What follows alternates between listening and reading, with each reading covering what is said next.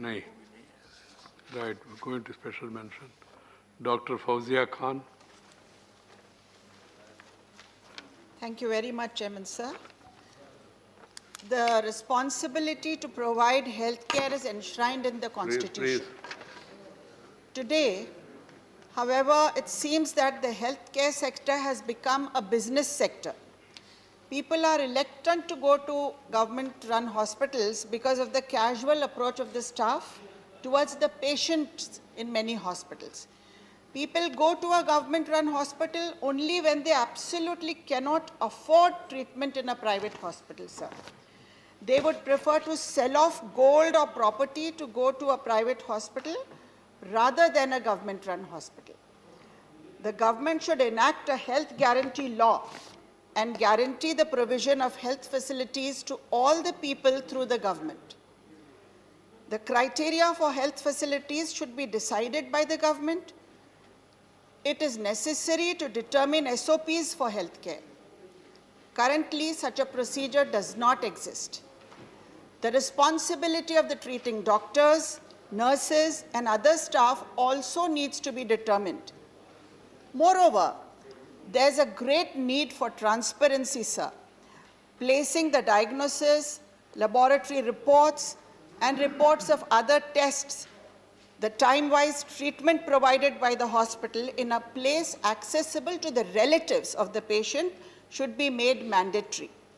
This could be made more transparent by designing a software or using a digital method. Healthcare personnel must be trained in courtesy and polite behavior. It would greatly reduce angry attacks on healthcare personnel for which safeguards are designed by governments. Healthcare ought to be the right of every citizen, sir. All this is a matter of public importance. I therefore humbly request the government to consider it. Right. Thank you, sir. Thank you, ma'am. Then Sri Ramnath Thakur. सभापति महोदय, समाज के आरक्षित समुदाय के हितों की रक्षा करना तथा सरकारी सेवाओं में उनके प्रतिनिधित्व को उनकी आबादी के अनुपात में वृद्धि करना सरकार का पवित्र दायित्व है। लेकिन यह दुखद है कि केंद्र सरकार के मंत्रालयों में बड़ी संख्या में इन समुदायों के लिए आरक्षित पद रिक्त हैं। एक अनुमान के अनुसार मार्च 2020 की स्थिति यह थी कि अन्य पिछड़े वर्गों के लिए केंद्र सरकार के विभिन्न मंत्रालयों में आरक्षित कुल 20,444 पदों में से 10,859 पद रिक्त थे। इसका अभिप्राय यह है कि अन्य पिछड़े वर्गों के लिए आरक्षित लगभग 50% पद खाली हैं। एक विशेष अभियान चलाकर इन रिक्त पदों को भरा जाए तथा अन्यथा जिस आशा और उम्मीद से इन पदों को इस समुदाय के लोगों के लिए आरक्षित किया गया था, यह लक्ष्य हासिल नहीं हो पाएगा। सार्वजनिक क्षेत्र के उपक्रम और राज्य सरकारों द्वारा अपने कार्यालयों में दिए जाने वाले आरक्षण में भी समयबद्ध आधार पर विशेष अभियान चलाकर भरा जाना चाहिए, तभी हम इस वंचित समुदाय के लोगों के साथ न्याय कर पाएंगे। श्रीमान, मैं केंद्र सरकार से आग्रह करता हूं कि जिस प्रकार अ-जा तथा अ-जा के लिए रोस्टर निर्धारित किया गया है तथा समय समय पर विशेष भर्ती अभियान चलाकर उन वर्गों के लिए आरक्षित पदों को भरा जाता है ताकि सर्वत्र उनका आनुपातिक प्रतिनिधित्व बरकरार रहे, उसी तरह अन्य पिछड़े वर्ग के लिए आरक्षित पदों को भी भरा जाना चाहिए। धन्यवाद। धन्यवाद जी। श्री गीता जी।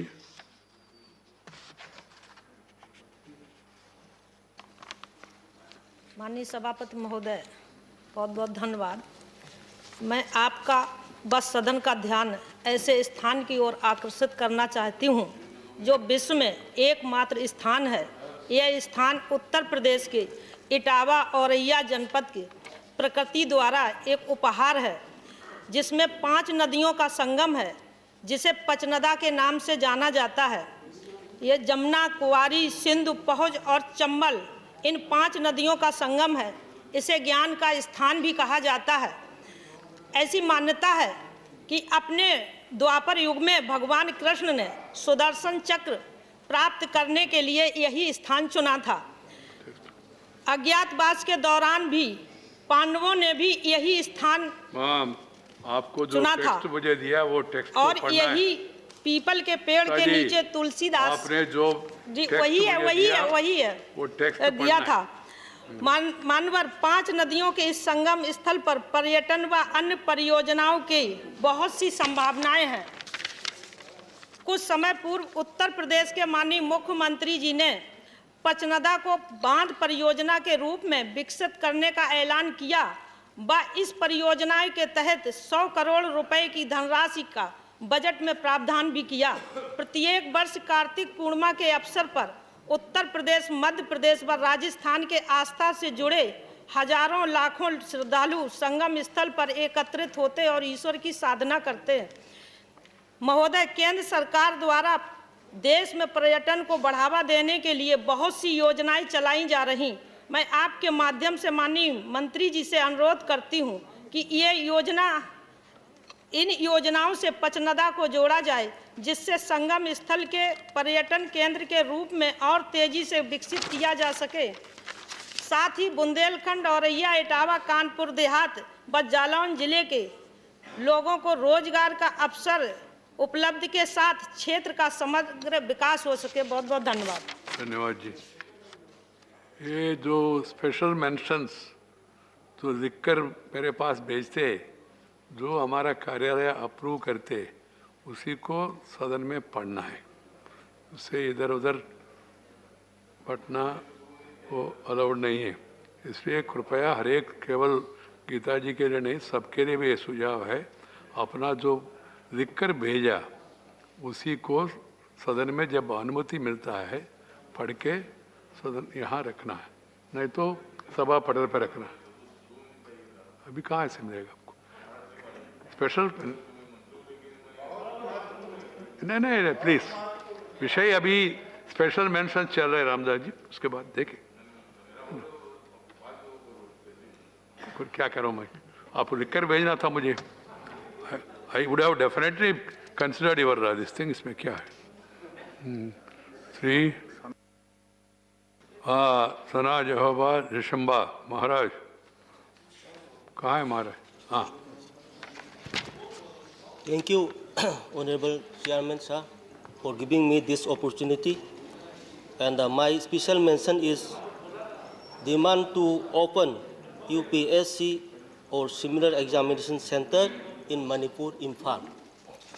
Sir, every year many aspirant students of Manipur are appearing UPSC prelim examination in Manipur. But at the time of mains examination, the examination center has been shifted from Imphal to Aizawl, Shillong and Guwahati for reasons not known. This makes the poor and middle class aspirant candidates very disappointed and unaffordable for expenses in traveling, lodging and fooding, etc. In the last 5 years, Mizoram and Nagaland could not produce any qualified candidate, but Manipur is producing qualified candidates for every year.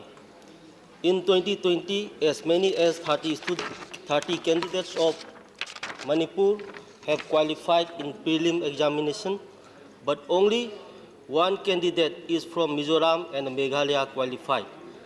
As of now, no examination center of UPSC or similar examination for mains has been opened in Manipur, Imphal. So our students are facing hardship in appearing this examination. Therefore, I, on behalf of the students of Manipur, Please. the government of India to open the examination center of UPSC or similar examination in Manipur, Imphal as soon as possible. Thank you, sir. Maharaj, the examination center was there earlier. पहले थे। Prelim examination तो है। हाँ? Prelim का examination centre तो है, अभी mains का तो नहीं है। हाँ, मुझे ऐसा लगा आपने कहा वो शिफ्ट किया है। शिफ्ट किया नहीं ना? एसोसिएट जो एसोसिएट करना और लिखकर भेजना है। Shri Sushil Kumar Modi. Sir, my special mention is regarding Constitution of All India Judicial Services. Sir, in the year 1976, Article 312 of Constitution was amended क्या बोल रहे हैं? by 46th Constitution Amendment सत वाले क्या for providing Constitution of All India Judicial Service on the pattern of IAS, IPS and other All India services. So it may be recalled that Law Commission's 14th Report 1958, 116th Report 1986 and National Commission to Review the Working of the Constitution chaired by Justice H.R. Khanna and Sri B.P. Jeevan Reddy and K. Parasaran Ramesh as जी members बैठ also recommended He can that be All called India to Judicial side. Service should be formed. Even after 45 years of 46th Constitution Amendment, All India Judicial Service has not seen the light of the day. Today there is a negligible representation of SC, ST, OBC in judiciary. We also wish that proper reservation to SC, ST, OBC be given in the All India Judicial Service. When earlier efforts were made, there was opposition from judiciary and some raised language as a barrier for such All India service. But I think language should not become hindrance in such service because IS also go to different states and language never become hurdle in their delivery. So now time has come to constitute All India Judicial Service. I urge Government of India to take initiative, take confidence into all stakeholders and fulfill the demand of All India Judicial Service like GST, like the Insolvency and Bankruptcy Code. This will go down in the history as a milestone in judicial reforms. Thank you, sir. धन्यवाद। Associate जो associate करना चाहते वो लेकर अपना नाम लिख कर भेज दे क्योंकि वो रिकॉर्ड में जाएगा otherwise. Doctor Amar Patnaik. Thank you, sir. So I will be making a statement on recognizing Odisha's maritime trade history and utilizing its potential in India's foreign policy. So as the maritime space re-emerges as the theater for geopolitical competition, it is imperative to tap into the great potential that Odisha's rich, ancient maritime civilization has to offer and use that information to strengthen our cultural diplomacy. Odisha was instrumental in shaping the history and culture of Southeast Asia. Kalinga had maritime trade links with South Asian, East African, and certain Arab countries. This maritime trade not only helped in economic development, but also led to greater socio-cultural assimilation of the whole region. For instance, Odisha played a significant role in the evolution of Hindu culture in Bali. The trade routes discovered by our forefathers in Odisha have not only socio-cultural significance, but geopolitical consequence as well in today's day and age. The impact that maritime trade of Odisha has created in the Indo-Pacific region then could provide an edge for India to negotiate diplomatically now in a better way if we develop this perspective. Please, what is happening today? I'm hearing I more urge sounds the this side. government to promote further research and study as there is lack of information about the ancient maritime history of Odisha. Most of it remains unexplored. Tapping into the ancient maritime culture of Odisha will provide a whole new dimension to India's strength in cultural diplomacy and soft power in harboring greater ties with Southeast Asia. We also need proper archaeological and scientific surveys of coastal Odisha, which will help in locating unidentified ports. Thank you, sir. Thank you. Sri Harnath, Associate Sri Harnath Singh Yadav. Zero. Issue of low salaries of technical. Zero over वाला. Please, जो notice दिया उनको ignore करके कैसे? माननीय सभापति जी, मैं आपके माध्यम से निजी चिकित्सालयों में सेवारत सहयोगी व तकनीकी स्टाफ की समस्याओं की ओर सरकार का ध्यान आकर्षित करना चाहता हूं। माननीय विगत 7 वर्षों में सरकार ने देशवासियों को श्रेष्ठतम चिकित्सा सुविधाएं देने के अथक प्रयास किए हैं। इसके लिए माननीय प्रधानमंत्री जी का आभार प्रकट करता हूं।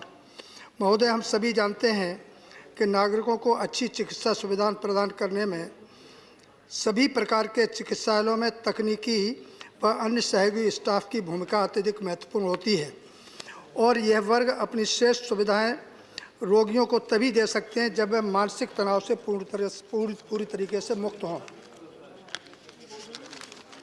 महोदय, देश भर में निजी चिकित्सालयों में सहयोगी व तकनीकी कर्मचारियों की संख्या एक अनुमान के अनुसार 80 लाख से अधिक है, परंतु इन कर्मचारियों का वेतन बहुत कम होता है। मोटे तौर पर कहूँ तो इन्हें 8 से 10 हज़ार रुपये से लेकर के 15 से 20 हज़ार तक वेतन मिलता है। कल्पना करें कि आज के इस महंगाई के युग में इतने कम वेतन में कोई भी व्यक्ति अपनी न्यूनतम आवश्यकताओं को कैसे पूर्ण कर सकता है। इसके साथ साथ इस श्रेणी के लोगों में नौकरी से निकालने की एक अदृश्य तलवार इनकी गर्दन पर हर समय लटकती रहती है। अल्प वेतन और असुरक्षा की भावना के कारण से तनाव में रहते हैं, परिणामतः वे रोगियों को अच्छी सेवाएं देने में भी असमर्थ रहते हैं। कोई भी चिकित्सालय अच्छे X-ray technician, pathology technician, ECG technician, operation theatre technician, nursing staff, सफाई कर्मचारी, सुरक्षा गार्ड, फार्मासिस्ट तथा अच्छे प्रशासनिक ढांचे के बिना उच्च कोटि की स्वास्थ्य सेवाएं नहीं दे सकता। महोदय, हम सभी जानते हैं कि निजी चिकित्सालय रोगियों के उपचार में मोटी रकम वसूलते हैं, परंतु चिकित्सा सेवाओं के असली नायकों का वह बहुत अधिक आर्थिक व मानसिक उत्पीड़न करते हैं। यह मुद्दा आम नागरिक के जीवन से जुड़ा हुआ मुद्दा है। अतः मैं आपके माध्यम से माननीय प्रधानमंत्री जी व स्वास्थ्य मंत्री जी से मांग करता हूं कि देश भर के निजी चिकित्सालय व श्रेणीकरण करके प्रशासनिक व तकनीकी तथा अन्य सहयोगी स्टाफ के न्यूनतम वेतन एवं उनकी सेवा सुरक्षा नियमावली निर्धारित करने की कार्यवाही करनी चाहिए, ताकि यह वर्ग स्वस्थ मन से स्वस्थ भारत श्रेष्ठ भारत के मंत्र को साकार करने में अपनी भूमिका प्रकट कर सके। धन्यवाद जी। श्री रामचंद्र जांगरा, बैकवर्ड क्लासेस का। मैं तो 0 आवर के लिए बोला था। और ये इसलिए मौका दिया आपको। धन्यवाद सभापति महोदय। उन्होंने लिख कर दिया, जिन्होंने लिख कर नहीं दिया ऐसा भी वो नहीं बोल सकते, सबको मालूम है, नियम ऐसा है। मैं पिछड़े वर्गों के संबंध में आपके विषय में ध्यान दिलाना चाहता हूं। सभापति महोदय, जब से नरेंद्र मोदी जी की सरकार आई है केंद्र में, पिछड़े वर्गों के ऊपर विशेष ध्यान दिया गया है। काफ़ी लंबे समय से ये 54% आबादी इस देश की है। इसको केवल पीछे जो देश हुकूमत में रही जो पार्टियां, उन्होंने एक वोट बैंक के रूप में प्रयोग किया इनकी वेलफेयर के लिए। कुछ सुझाव क्या है? सुझाव क्या है? मेरा सुझाव, ये जनरल ऑब्जर्वेशन नहीं करना, आपको क्या सुझाव है आपने कर दिया। मेरा सुझाव ये है सभापति महोदय कि बैकवर्ड क्लासेस कमीशन को केंद्र में तो संवैधानिक दर्जा दे दिया गया है, लेकिन राज्यों में बैकवर्ड क्लासेस कमीशन के गठन नहीं हुए हैं। और मेरा ये सुझाव है कि राज्यों को निर्देशित किया जाए कि बैकवर्ड क्लासेस कमीशन के वहाँ पर गठन हो और उनको संवैधानिक दर्जा प्राप्त हो, ताकि जातियों का भी चिन्हित किया जा सके और उनकी जो ग्रीवेंसेज हैं उनके रिड्रेसल के लिए उचित कदम उठाए जा सकें। ऐसा मेरा सरकार से सुझाव है। धन्यवाद मोदी। धन्यवाद। श्री श्वेत मालिक नहीं,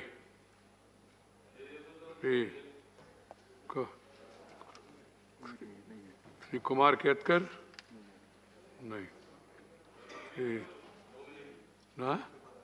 नहीं, जो भी बोलना चाहिए मंत्री साहब या सदस्य लिखकर पहले उसका रूल के मुताबिक मुझे देना पड़ेगा। मैं हाँ दीजिए, देखेंगे, मैं जरूर देखूंगा। नहीं, प्लीज, आप मंत्री है ऐसा मत बोलिए प्लीज। हाँ, फिर भी पार्टी का लीडर है तो मैं अभी क्या करूं? बिना notice nothing shall go on record, nothing shall go on record. अरे भाई, वो वही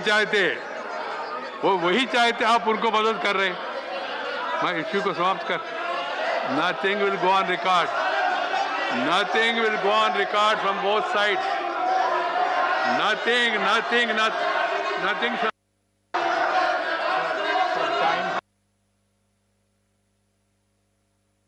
Today we had a 13 0 hours under 6 special mentions, ये कोई तरीका नहीं है। क्या हो रहा है?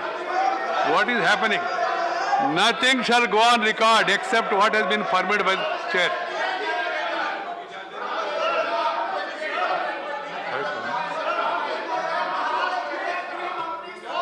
नहीं प्लीज, नहीं, nothing shall go on record.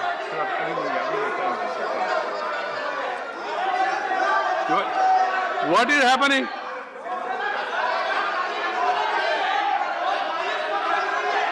Please please बैठ जाइए, बैठ जाइए, आप बैठ जाइए, बैठ, ऐसा मत करें, ऐसा नहीं करना, बैठ जाइए भाई प्लीज।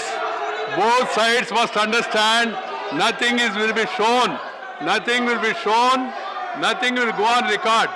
आप लोग क्यों ऐसा अपना समय ये कर रहे? नहीं, अलाउ नहीं होगा।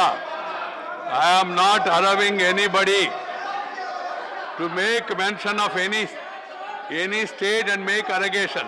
I have not received any notice. Without notice, how can I allow anybody? No, this is not the way.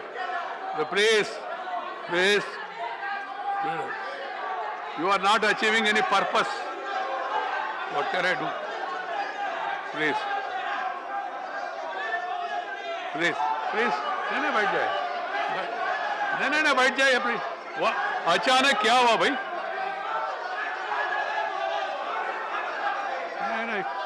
नहीं प्लीज बैठिए, बैठ जाइए। No, this is not the way, this is not the way.